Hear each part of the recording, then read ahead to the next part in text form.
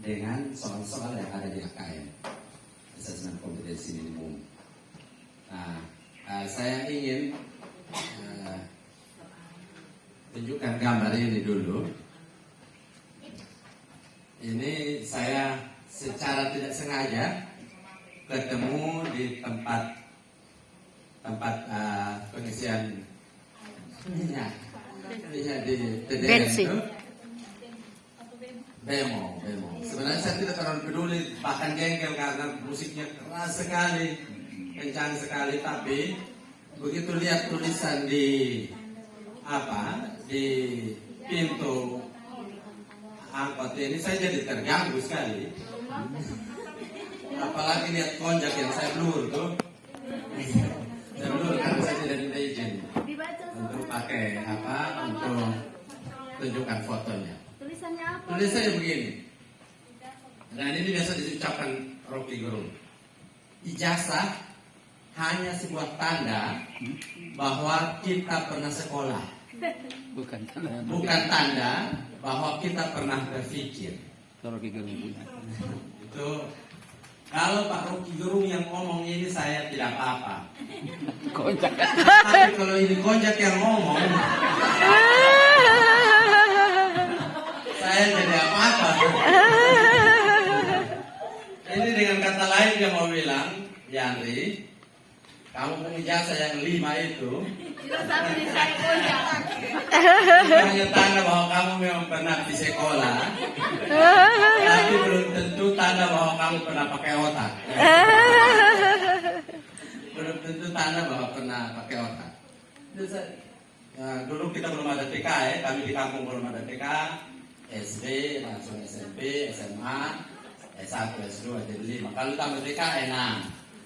Terus ini konjak kurang ajar ini, seolah-olah meragukan ijazah saya dengan bilang begini.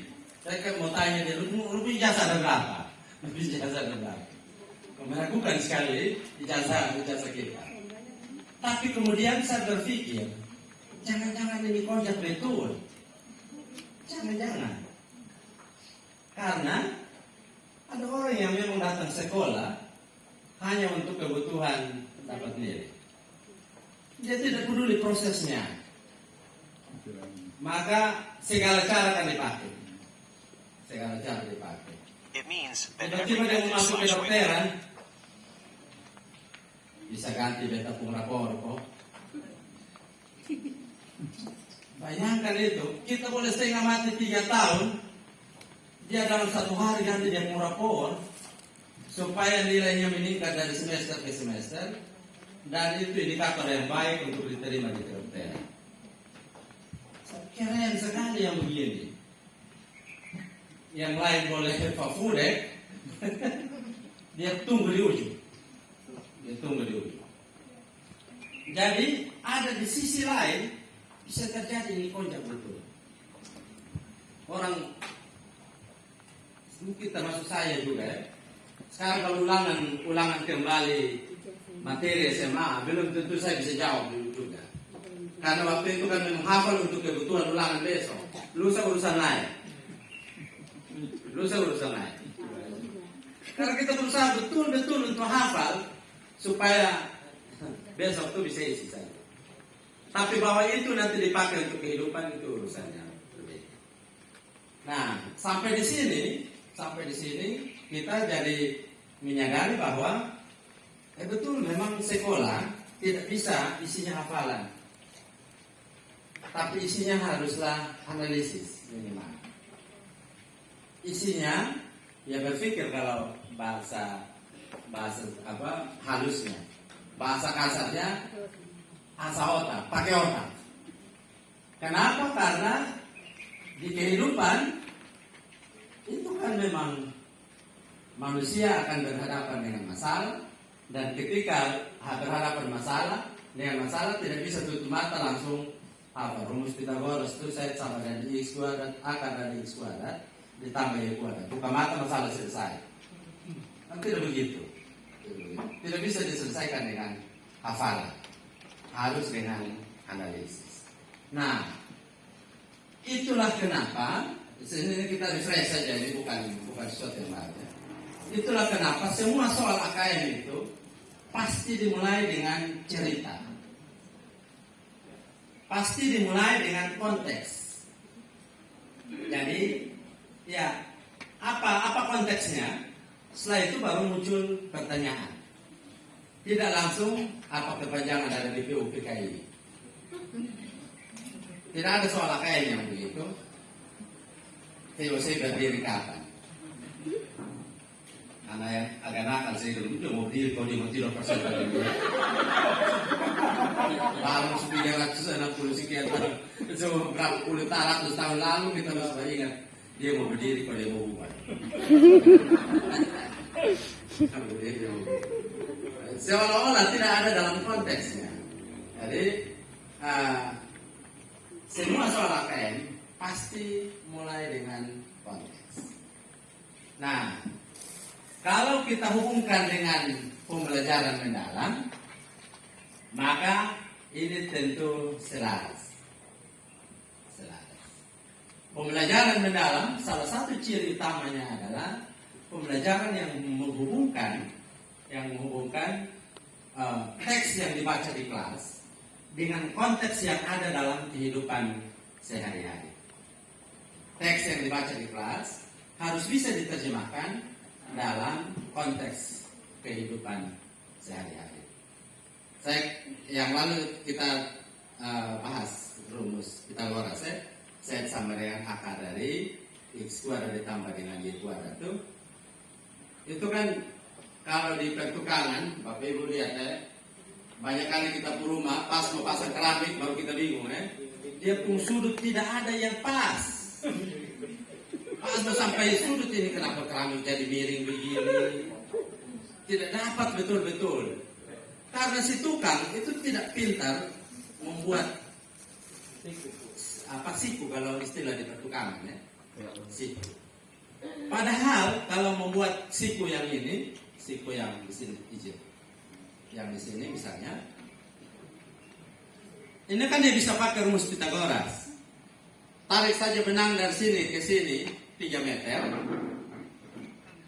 Tarik saja benang dari sini ke sana 4 meter. Taruhlah di sini yang 4, di sana yang 3. Kemudian tarik benang dari sini ke sana 5 meter. 5 meter.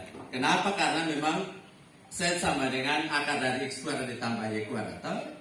Jadi 3 kuadrat, akar dari 3 kuadrat ditambah 4 kuadrat ya 25. Akar 25 ya 5. Berarti kan dari sini ke sini 5 meter. Begitu tarik dari sini ke sana tuh 5 meter, pasti yang ini siku. Ini pasti siku. Yakin itu. Dengan rumus itu. Tukang kira-kira saja toh. Dia dalam hati nanti bukan beta juga pasang keramik. Saat pasang keramik baru bisa urus. Saya hanya bikin fondasi, terus naik bata. Keramik bukan saya. Jadi begitu habis pasang keramik, tiap hari kita lewat ini seumur hidup ya. Seumur hidup. Dia semua menjalan. Seumur hidup kita lihat ini keramik jelek lah. Besok kita lewat keramik jelek. Tapi kita mau bongkar waktu, uang, emosi, campur aduk itu. Mau bongkar uang di mana? Tidak bongkar kita emosi seumur hidup. Tiap hari kita lihat. Ini gara-gara itu tidak belajar itu rumus Pythagoras itu. Rumus Pythagoras. Jadi tidak siku betul. Tidak siku. Nah, yang seperti ini sebenarnya selaras sekali antara soal AKM dengan pembelajaran mendalam. Terjemahkan yang ada di teks yang ada di buku ke dalam kehidupan sehari-hari. Nah, dan karena itu memang kita diminta sebagai guru ya bikin soalnya juga begitu. Kita tidak akan bilang semua soal harus begitu tapi anak-anak harus dibiasakan mengerjakan soal berdasarkan konteks. Jadi berdasarkan data ini apa simpulannya? Apa hasil perhitungannya? Jadi tidak tiba-tiba langsung pasang rumus selesai tapi konteksnya apa. Nah, kalau soalnya begitu, maka belajarnya juga harus begitu. Tidak fair kalau dulu kita kenal soal HOTS, kita bikin soal HOTS, sementara pembelajarannya tidak HOTS, itu tidak fair. Begitu soal kasih ke anak-anak, baru, ini kayaknya tidak pernah bahas di kelas. Ini kapan ya?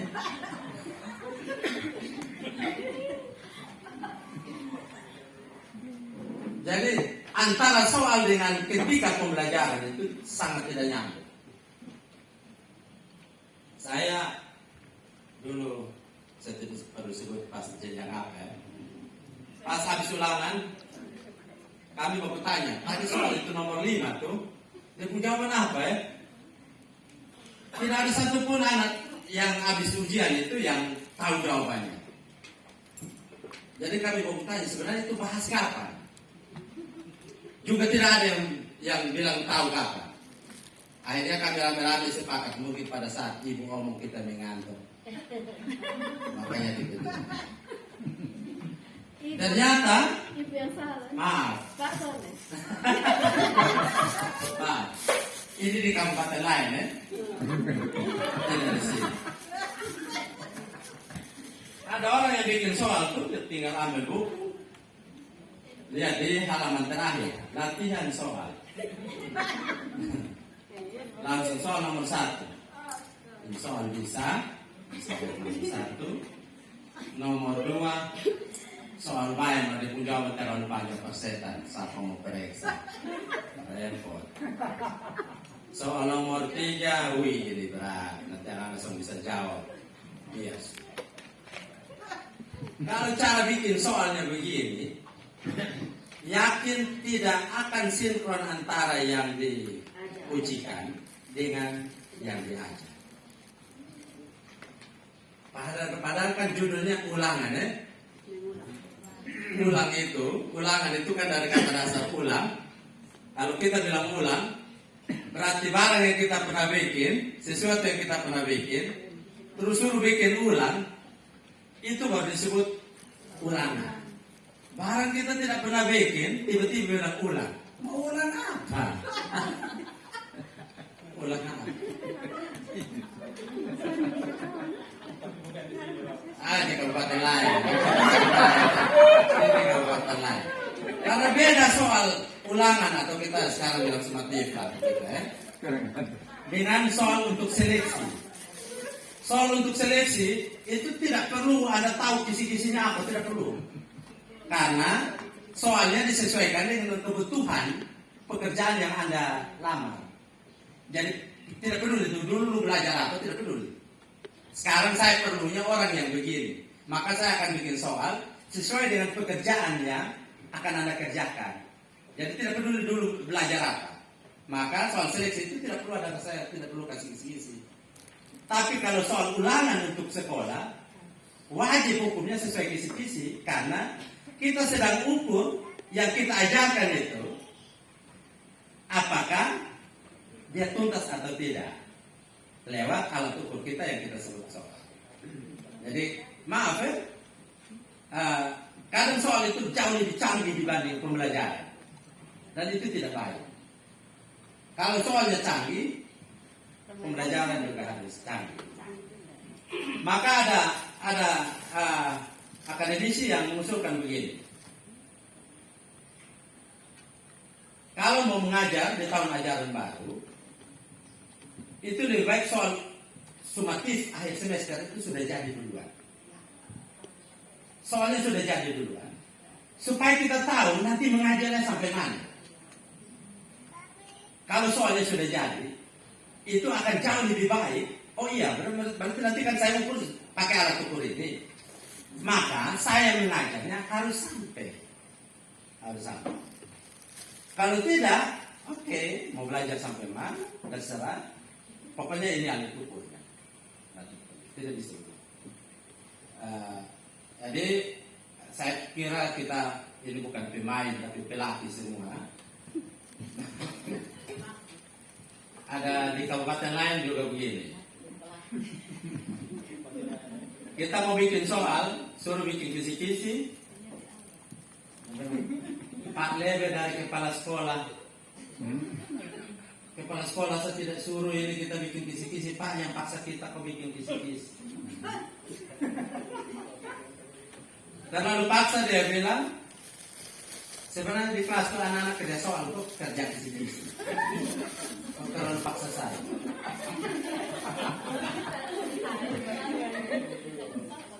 Kalau sudah dipaksa terlalu, ya sudah. Soal sudah gitu. Kisi-kisi menyesuaikan. Kisi-kisi menyesuaikan. Ini ibarat sudah di tengah jalan, kita sudah jalan jauh. Sampai tengah jalan baru tanya, ini kita gimana? Sejalan jauh. Baru tanya, ini mau gimana? Nah, bayangkan kalau kebetulan jalannya di trek yang memang kita inginkan. Tapi kalau jalan sebaliknya, mundur jauh. Mundur jauh. Maka di pertemuan ini, saya kira tidak perlu saya ceramah. Kita buang-buang waktu.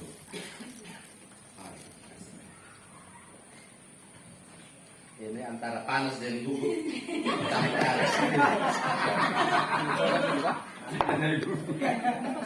Saya dari Takar ini, kami kumpul guru-guru SD. Karena anak SD banyak sekali yang tidak tahu baca. Banyak sekali yang tidak tahu baca. Tapi naik kelas terus. Sampai SMP, baru guru SMP tanya, lu dari SD mana? Begitu ini anak sebut nama SD, baru guru SMP bilang, pantas. Lu udah dukung kepala sekolah tengah semua. Bikin susah kita. Jadi untuk memutus rantai itu kita coba ada program reading camp untuk menolong anak-anak yang tidak lancar baca. Supaya tadi saya bilang guru SMP, SMA itu tidak minta banyak. Yang penting anak bisa baca, tulis, itu. Dia tamat SD sudah bisa terus ilmu macam-macam. Itu 3 dia bisa saja. Itu guru SMP akan mendoakan guru SD di saat Natal. Di saat Natal ini. Kalau tidak berdoa putus jalan semua. Banyak sekali kelas 6, kelas 5 tidak tahu baca. Terus kita asesmen nasional. Dia tidak tahu baca, ikut asesmen nasional, soal panjang sekali. Kapan dia baca? Kapan dia baca, habis kapan dia jawab. Keluar literasi kita merah, cuma apa? Ini, nah merah itu berarti anak tidak bisa jawab soal level 1. Soal level 1 itu soal-soal yang jawabannya itu tersurat. Artinya, jawabannya itu ada dalam teks, tidak perlu pikir, yang penting cari ketemu, pasti ada. Tidak perlu simpulkan segala macam. Jawaban itu jelas-jelas ada dalam teks. Itu sangat salah. Ini sama dengan menyontek tapi salah. Menyontek tapi salah. Ini jawabannya jelas-jelas ada dalam teks. Kami pusing ini kenapa sampai begini-begini. Begitu cek, memang dia tidak tahu baca. Dia tidak tahu baca, anak kelas 5 terus suruh dia jawab soal assessment yang panjang. Teksnya panjang, 1 halaman sendiri. Baru ini berlaku untuk 5 soal berikutnya. Itu pertanyaannya bilang, pertanyaan sekedar bilang, apa kalimat pertama di paragraf ketiga? Dia cari paragraf ketiga sampai habis, itu sampai habis dia tidak ketemu. Yang mana paragraf ketiga? Paragraf setengah mati. Mohon maaf, itu terlalu.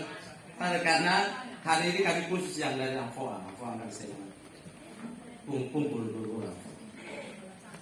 Kembali ke teks kita, jadi bahasa kita. Jadi yang mau kita lakukan saat ini adalah, kalau Bapak Ibu berkenan, coba Bapak Ibu tayang soal yang Bapak Ibu pernah buat, supaya kita coba review.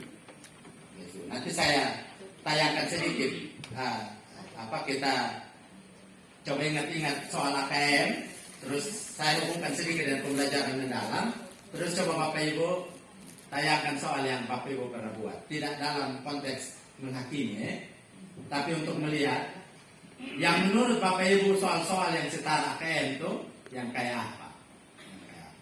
Nah, saya ingin kasih ingat saja kita di soal APM itu sebenarnya kan ada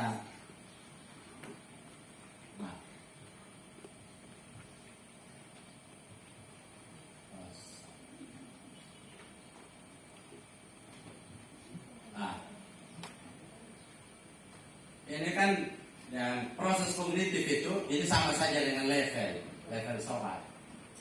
Dia ada 3 level kalau soal AKM. Level 1 itu level pemahaman, level 2 level aplikasi, level 3 level penalaran. Level penalaran. Soal level 1 pemahaman itu sebenarnya tes kemampuan siswa untuk menemukan informasi pada teks. Menemukan informasi pada teks.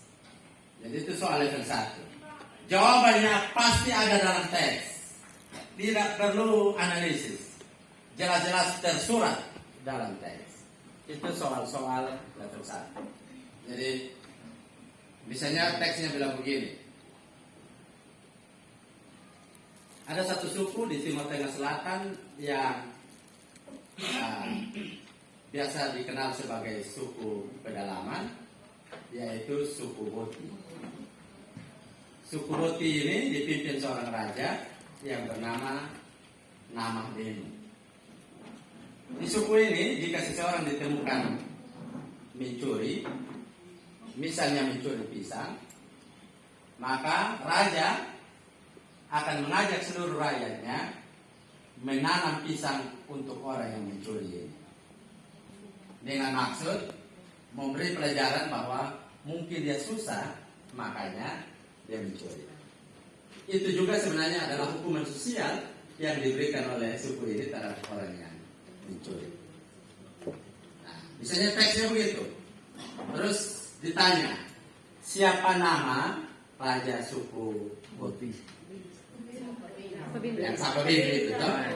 Artinya jawabannya ada dalam teks. Level 1. Berarti ini soal-soal level 1. Tidak perlu pikir, yang penting dia tahu baca saja ketemu. Itu yang disebut proses kognitif di pemahaman. 1. Kalau yang di level 2 atau aplikasi itu, misalnya dia tanya, apa judul yang cocok untuk teks ini? Itu soal-soal level 2. Jawabannya tersirat. Artinya dia harus mengerti teksnya baru bisa jawab ini pertanyaan. Itu soal level 2. Kemudian ada soal level 3.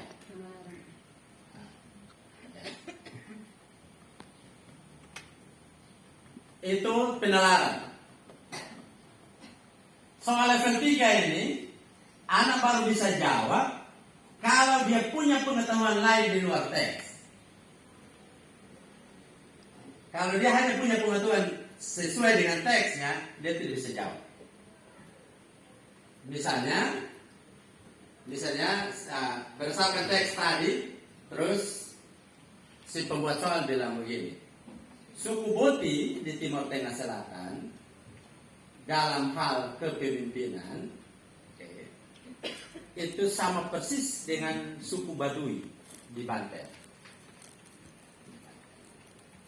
Soal yang ini, soal level 3, karena anak baru bisa jawab kalau dia tahu Baduy itu kayak apa. Dan itu pengetahuan di luar teks. Kalau dia tidak tahu Baduy itu kayak apa, pasti tidak bisa jawab. Ini soal-soal level 3. Nah, di AKM soal-soal model begini ya diujikan. Kalau lihat dari persentase, lebih banyak soal level 2 kalau lihat di AKM. Yang aplikatif. Soal-soal aplikatif. Jadi menyimpulkan, membandingkan, menelaah, analisis kayak begitu.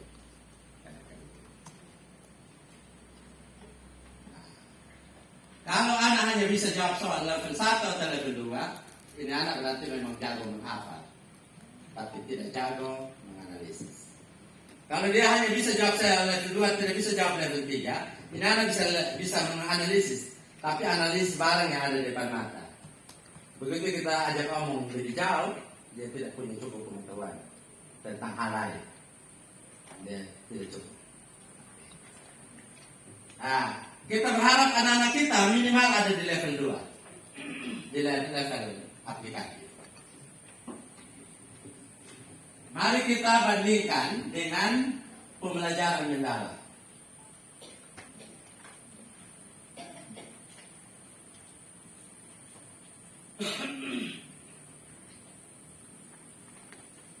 Di pembelajaran mendalam kita diperkenalkan taksonomi Solo, taksonomi Solo. Walaupun dibilang kalau mau pakai taksonomi Andersen juga tidak apa-apa, belum yang Andersen juga tidak apa-apa. Kalau taksonomi Andersen, C1 mengingat, C2 memahami, C3 menerapkan, C4 menganalisis, C5 mengevaluasi, C6 mencipta. Maka kita di pembelajaran mendalam diminta untuk minimal di C3 menerapkan. Soal-soal C3 itu suruh sebutkan contoh, urutan, langkah-langkah. Itu soal-soal C3. Penerapan. Nah, kalau di taksonomi Solo, ini yang kita sebut sebagai relasional.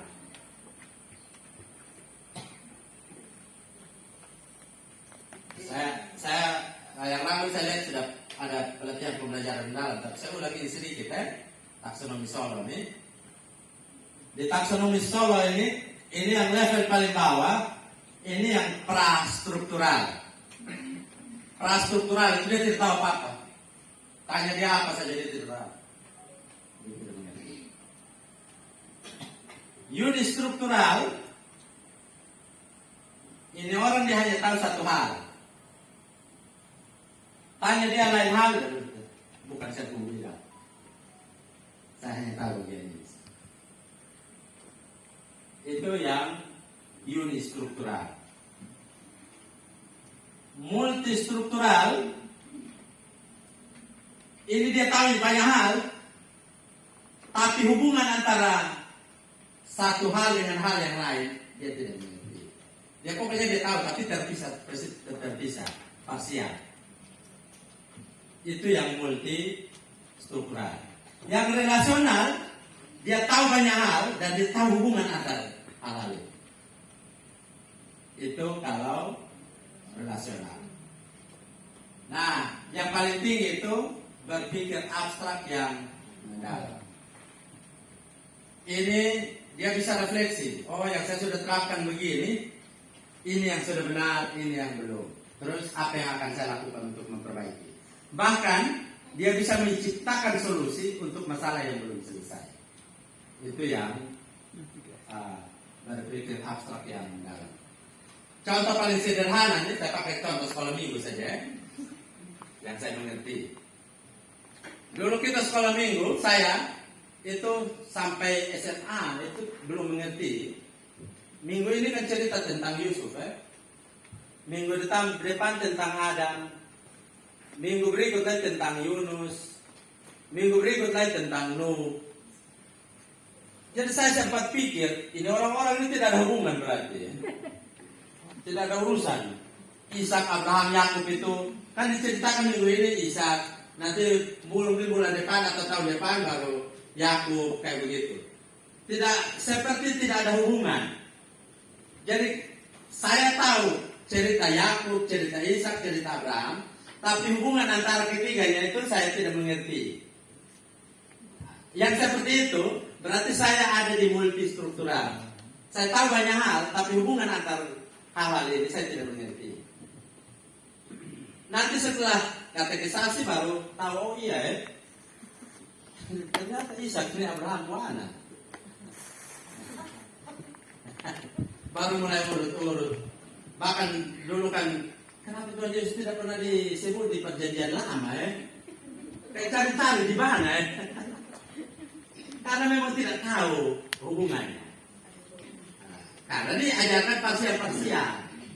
Dan ini bukan salah guru sekolah minggu ya, memang ajarnya begitu, nanti seiring waktu baru mengerti. Nah itu berarti ada di multistruktural.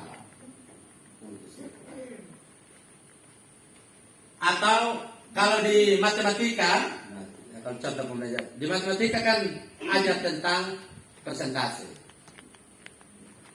Terus di IPA ada ajar pengukuran. Di fisika cara menimbang, besaran massa ya, menimbang.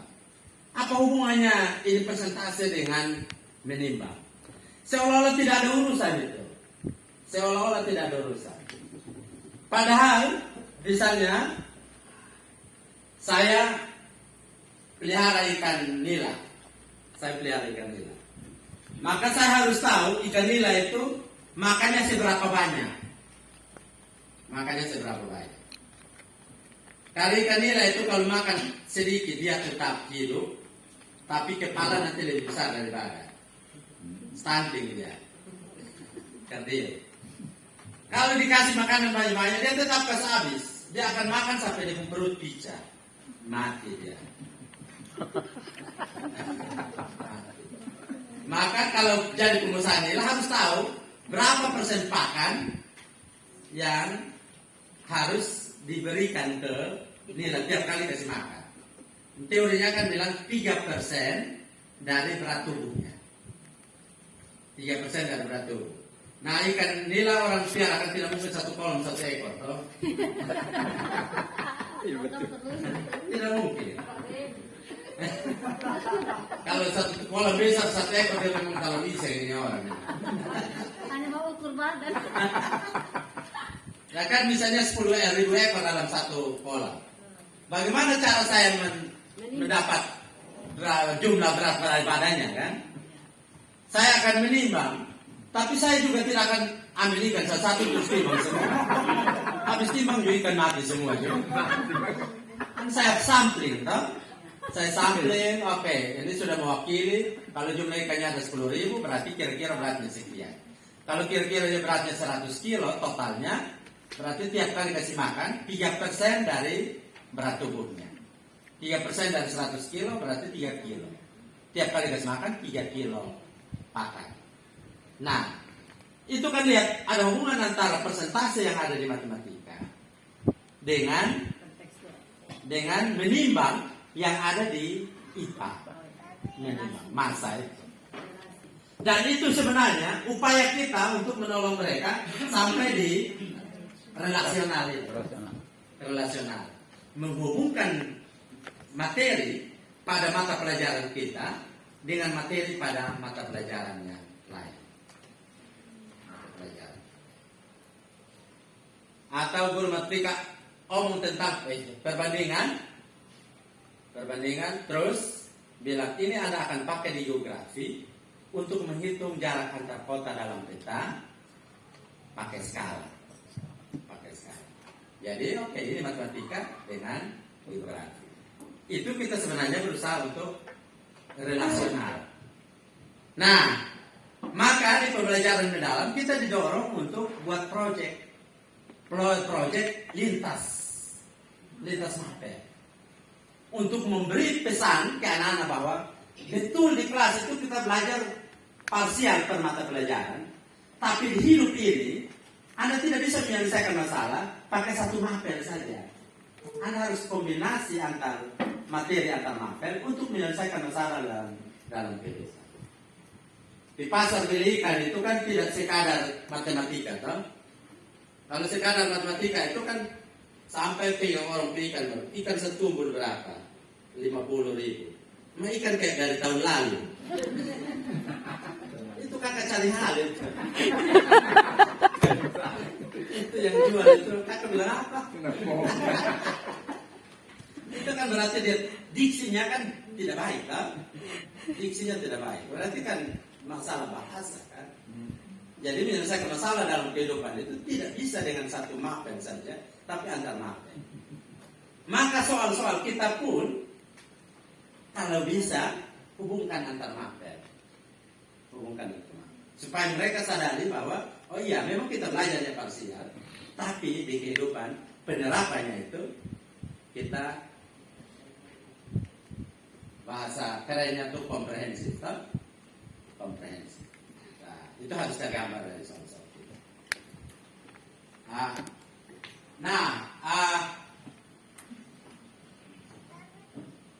Kita diminta di pembelajaran mendalam, bukan ini tidak boleh soal-soal ini C1, C2 kalau di Anderson. Kita tetap tanya, tapi biasakan anak-anak untuk ada di C3 ke atas. C3 ke atas. Penerapan. Orang sekali lagi tidak menafikan soal-soal C1 Misalnya tanya apa kepanjangan BPUPK, iya betul tanya. Tanya siapa saja yang hadir pada diskusi mengenai perumusan Pancasila. Tanya. Boleh. Tapi lebih dari itu mungkin akan lebih baik kalau tanya kenapa akhirnya Piagam Jakarta itu tidak dipakai. Kenapa Pancasila itu seperti yang sekarang ini? Kenapa itu Piagam Jakarta itu tidak dipakai? Itu akan jauh lebih baik dibanding coba sebutkan isi dari Piagam Jakarta. Boleh tanya. Tapi lebih baik dorong sedikit soalnya. Kenapa Piagam Jakarta tidak dipakai? Kenapa bunyi rumusan Pancasila itu seperti yang sekarang kita kenal? Tidak seperti Piagam Jakarta. Kita berusaha untuk mendorong mereka hubungkan dengan kehidupan sehari-hari. Ini pengantar saja. Kalau berkenan, Bapak Ibu boleh tunjukkan soal yang menurut Bapak Ibu soal ada di C3, C4, C5, C6. C5, C6. Dan sebenarnya ini kita mau bilang ini soal HOTS Mau bilang soal HOTS. Walaupun kalau soal HOTS dulu tuh kan kita bilang dari C4 bukan C3. Dia mulainya dari C4. Dari menganalisis. Bukan mulai dari menerapkan. Mulainya dari menganalisis. Supaya kita belajar bersama sebenarnya sebaiknya seperti apa soal-soal kita, dan itu akan menolong mereka untuk menyelesaikan soal-soal AKM, asesmen nasional. Tapi lebih dari itu, bukan itu tujuan akhirnya. Tujuan akhirnya selalu dia kalau belajar itu, ini bagian yang saya pelajari ini, apa hubungannya dengan kehidupan sehari. Yang agama kan ajar pengampunan. Boleh tanya, pengampunan adalah ayat kitab suci yang ngomong tentang pengampunan, ayat yang mana? Siapa tokoh di kitab suci yang sudah meneladankan mengampuni? Atau kalau di Kristen tanya, menurut orang Kristen mengampuni itu batasnya berapa kali? Tanya itu tidak apa-apa. Tapi akan jauh lebih powerful kalau tanya begini. Kalau ada dua orang bertengkar, terus salah satu bilang, ini lu salah yang ketiga. Kalau baru 2 kali saya kasih maaf, tapi ini sudah 3 kali. Tidak ada lagi maaf bagi. Menurut Anda, sikap dari si orang ini sudah menggambarkan konsep mengampuni yang benar atau tidak? Kalau iya, kenapa? Kalau tidak, kenapa? Kalau di SD saya suka kasih contoh begini. 70 kali 7 kali, bukan 490, tapi memang tidak terbatas. Kalau di saya ada contoh ngajar tentang bagian-bagian tumbuhan dan fungsinya. Yang umum orang ajar terus bikin soal kan, sebutkan 2 bagian tumbuhan. Itu soal nomor 1. Soal nomor 2, jelaskan fungsi dari akar. Selesai.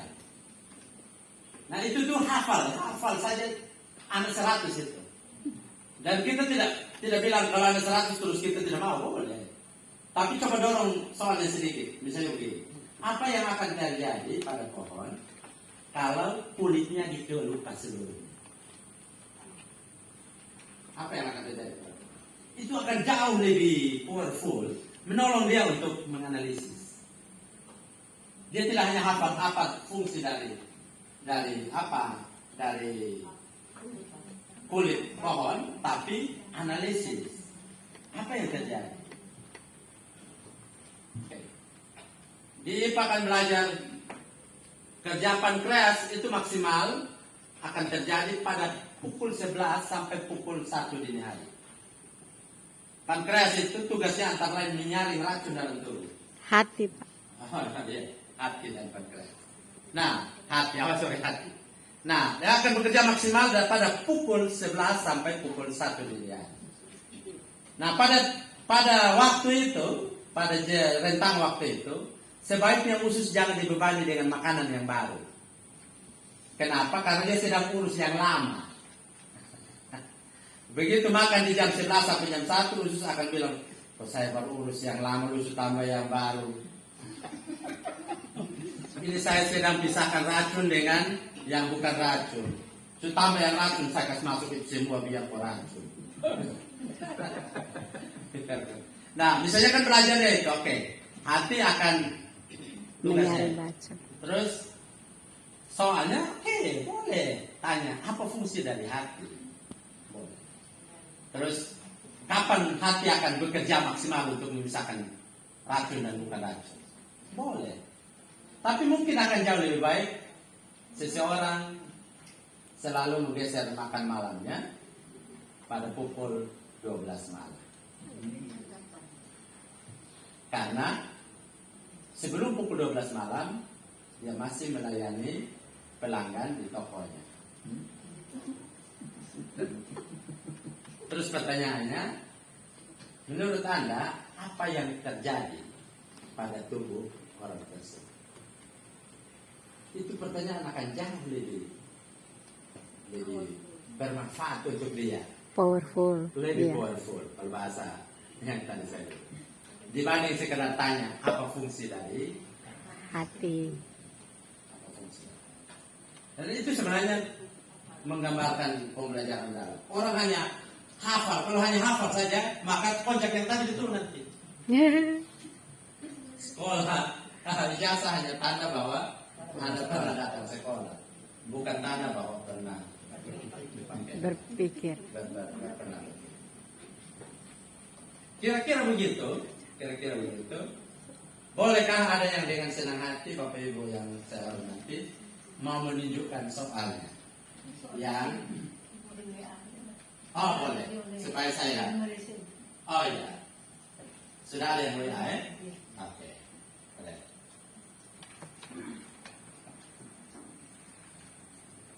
Ini soal C berapa? Kita pakai taksonomi Anderson yang kita sudah kenal saja dulu. Nanti baru kita bawa ke yang taksonomi soal berapa? Soal nomor 1, bacalah teks argumentasi berikut ini. Penggunaan smartphone telah menjadi bagian penting dalam kehidupan sehari-hari. Namun penggunaan smartphone yang berlebihan dapat menyebabkan dampak negatif pada kesehatan mental dan fisik. Oleh karena itu, kita harus menggunakan smartphone dengan bijak dan seimbang. Apa makna kata seimbang dalam teks di atas? A. Sama rata, B. Tidak berlebihan, C. Teratur, D. Efektif, E. Efisien. Kunci apa ya?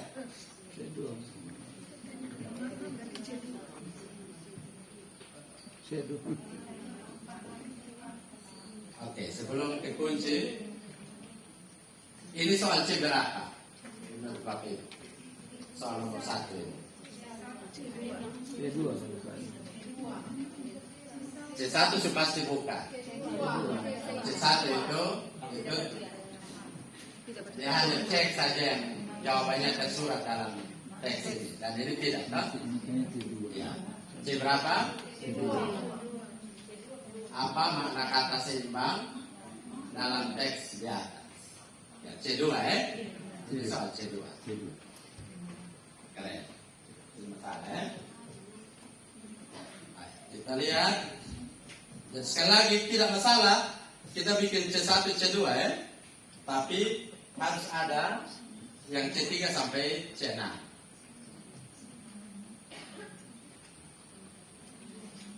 Dan ini ada teks lumayan panjang.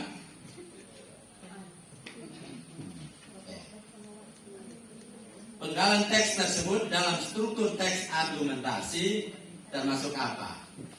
Pendahuluan, tubuh argumen, simpulan, pendahuluan dan tubuh argumen dan simpulan. C berapa ya? C4. C2, C4. C4, C4. Kata C4. Karena dia harus menganalisis bagaimana apa namanya teks argumentasi. Jadi ini ada contoh, toh? Ada contoh teksnya. Kemudian dia diminta, Anda diminta teksnya sudah ada. Tengah itu. Berdasarkan struktur teks argumentasi, ini termasuk yang mana? Nah, ini Kalau saya yang ini kalau dia tanya contoh itu C3 ya. ya Tapi yang ini analisis nih. analisis Sudah ada teksnya, kemudian oke, ini masuk C4. yang mana? C4. Kalau yang seperti ini lebih ke C4 ya. Ya. Dia sudah C4. Kan dia harus tahu. Dan ini soal keren. Argumentasi syaratnya apa? Kenapa masuk C4? C4 itu kalau untuk menjawab pertanyaan ini dia harus kuasai lebih dari satu konsep. Dia harus kuasai lebih dari satu konsep baru bisa jawab pertanyaan ini. Oke. Nah, dan soal ini termasuk soal C4. Soal C4. Yang Anda bisa jawab ini keren.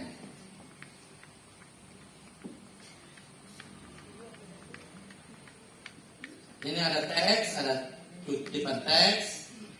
Kemudian pertanyaannya, salah satu kebutuhan yang sangat vital bagi manusia saat ini adalah energi. Tidak terkecuali manusia Indonesia. Kalimat berikut yang semakna dengan kalimat tersebut adalah, Ya, itu juga C4. salah satu kebutuhan yang sangat vital bagi manusia saat ini adalah energi. Tidak terkecuali manusia Indonesia.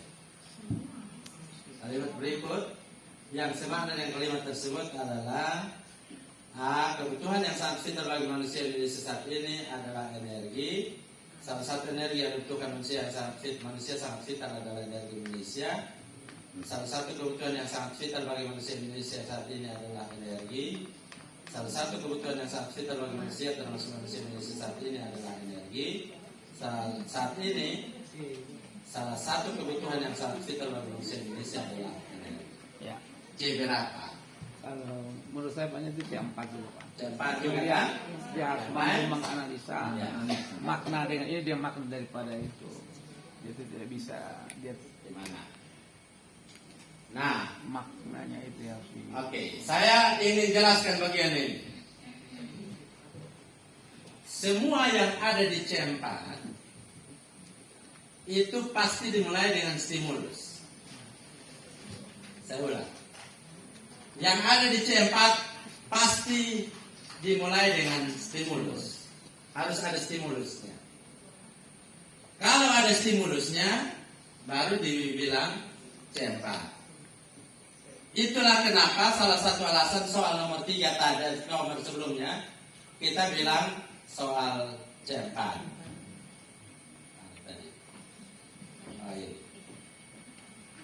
Penggalan teks tersebut dalam struktur teks argumentasi termasuk apa? Oke, C4. Karena stimulusnya adalah teksnya. Teksnya. Sekarang mari kita lihat nomor 3. lagi. Yang mana stimulusnya?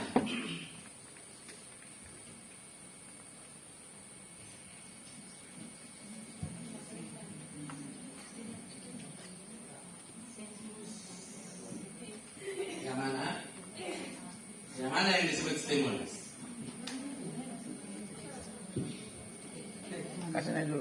kalimat yang ini, inilah stimulusnya.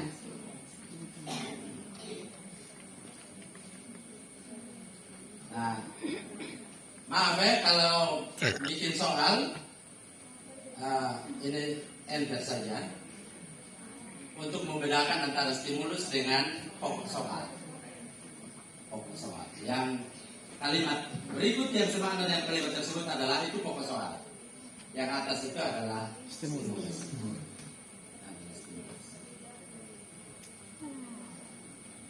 Oke.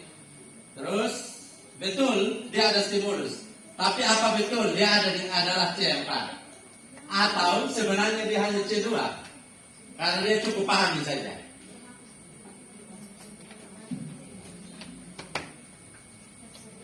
Karena C2 pun bisa ada stimulus. Yang membedakannya adalah kalau C4 itu dia harus pakai lebih dari satu konsep baru bisa jawab pertanyaan. Jangan tahu lebih dari satu konsep.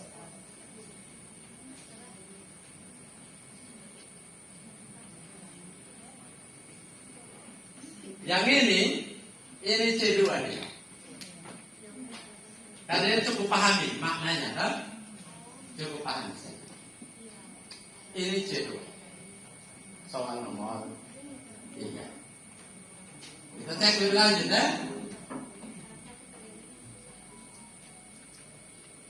Ini ada kutipan teks. Nah, terus ditanya, inti teks tersebut adalah opsi A dan seterusnya. C berapa? C berapa? Inti teks tersebut. C2. Ya, ini hanya C2. Dia cukup pahami saja. Memahami ya. Ya. Dia baca teks, dia paham, dia sudah dapat intinya itu C2.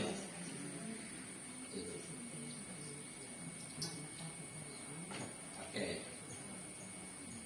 Ini ada stimulusnya dalam bentuk gambar, kemudian ada teks.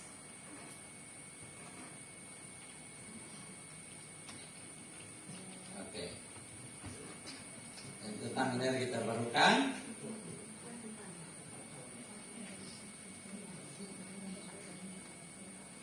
Makna denotatif dari kata pertumbuhan pada kalimat tersebut. Juga C2.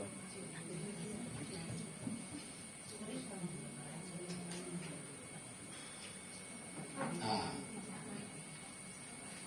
Maaf saya komentar ya, jangan tersinggung ya. Ini kan tanya makna denotatif dari kata pertumbuhan pada kalimat yang pertumbuhan gross domestic product rata-rata Indonesia diprediksikan 5,6% dari 2015 sampai 2050. Tapi sebelumnya kan ada bacaan panjang, kan? Ada bacaan, ada teks panjang. Nah, terus, oke. Ini soal berikut sudah tidak tergantung pada soal nomor 5 ya. Artinya apa? Artinya bagaimana kalau saya hapus ini semua?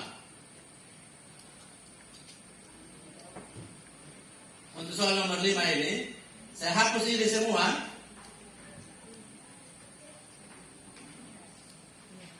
Terus saya langsung begini. Anda bisa jawab pertanyaan ini tanpa teks yang tadi atau tidak? Bisa. It means you don't need it. Berarti teks yang panjang tadi itu tidak stimulusnya tidak Stimulannya tidak. tidak penting. Stimulusnya cukup itu kalimat sepotong. Jadi yang panjang lebar itu tidak berfungsi. Kecuali kita bilang kata pertumbuhan pada teks tersebut bermakna apa? Berarti kan teksnya berfungsi ya.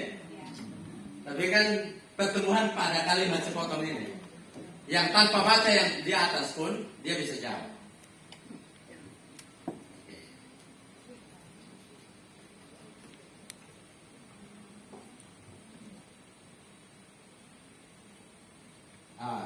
Di luar itu, ini C berapa? Juga C2 ya? Juga C2. Mari kita lihat soal nomor 6.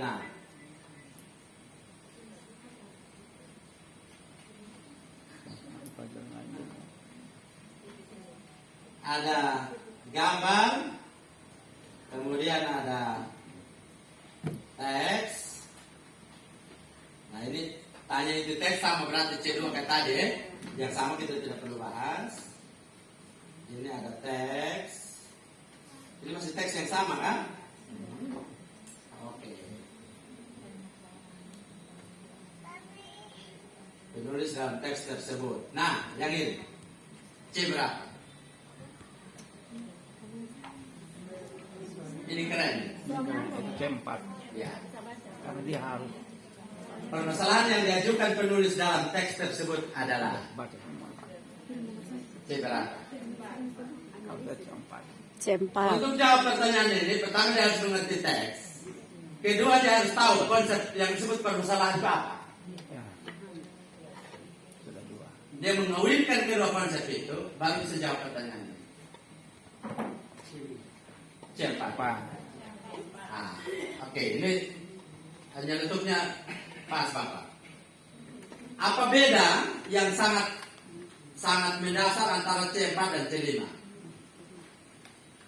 Kalau C4 itu bisa kita baru sampai pada oh yang ini benar ini salah. Itu C4. Kalau C5 evaluasi itu sampai pada oke, ini benar ini salah. Yang salah itu begini cara memperbaiki. Itu C5. Itu evaluasi. Jadi itu beda antara C4 dengan C5. Misalnya orang bilang begini caranya membuat alat penyaringan air sederhana. Menurut Anda prosedur yang disebut di teks ini sudah benar atau tidak? Itu C4. Tapi ketika dia bilang, nah jika Anda bilang ini salah, bagaimana cara memperbaikinya? Itu C5. Itu bedanya. Oke. Ini permasalahan yang diajukan penulis dalam teks, ini C4. Oke. Ini ada teks, bla bla bla. Argumen-argumen kuat pada teks tersebut terdapat pada paragraf berapa? Itu juga C4. C berapa ini? C4. Juga C4. Jadi bahasa Indonesia keren sekali. Tepuk tangan mereka untuk bahasa Indonesia. Ini yang bikin soalnya. Ini perlu waktu panjang untuk bisa bikin soal begini. Inilah kenapa banyak guru pemalas bikin. Bikin soal susah nanti periksa juga tambah susah. Lebih baik. Lebih baik. Oh iya, yang bikin sakit hati itu kita suruh berminggu-minggu bikin soal. Dia masuk kelas hanya 5 menit selesai dia keluar. Dan ternyata salah semua. Iya, emosi betul-betul ini.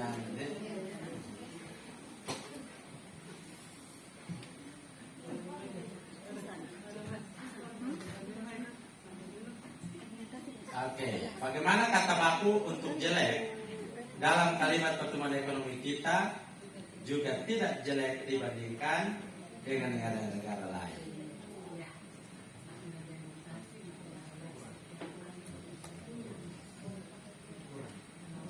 Sorry ya, yang ini kalau Mas Nis ya, menurut saya ini titik-titik tidak perlu di sini. Ini pertanyaan toh, jadi harusnya tanda tanya begini ya.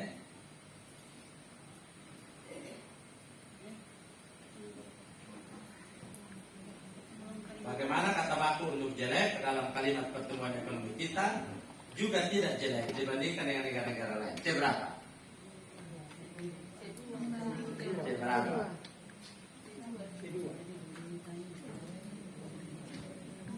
C2. Karena dia hanya paham saja. Kata baku untuk jelek. Ya, paham kata itu. Maknanya sudah.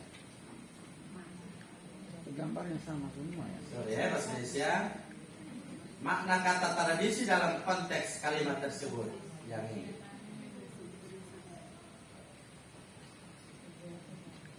Kenyataannya memang transisi pada energi terbarukan itu masih merupakan suatu tantangan besar. Mana kata transisi? Masih sama kayak tadi C2 Oke, nomor 11.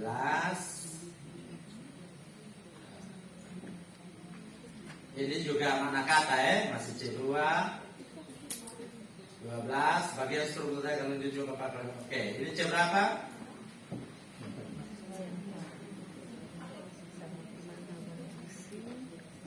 4 yang tadi kita sudah ngomong. Oke, bagian struktur teks sama. Kemudian tanya lagi struktur teks sama tujuh. Oke, ini juga sama C4. Nah, yang ini 15. Manakah dari pernyataan berikut ini yang merupakan ciri utama teks argumentasi? C berapa?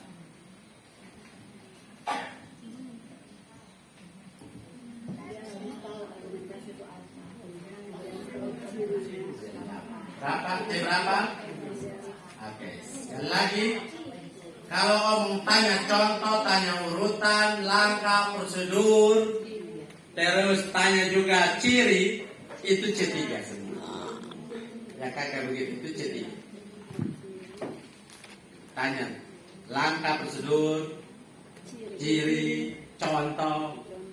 Nah itu pasti C3. Soal C3. Oke, ini nomor 16, bagus. Manakah penggalan teks pidato berikut yang mengandung makna persuasi? C berapa? Ini tanya contoh ini. Contoh dari contoh itu C3 Jadi ingat saja. 17. Teks pidato persuasif adalah C berapa? C2. Berapa? Nah, C1. Pokoknya tanya definisi. Oh, itu C1. Tanya definisi itu C1. C1. Definisi Ini bonus. C1.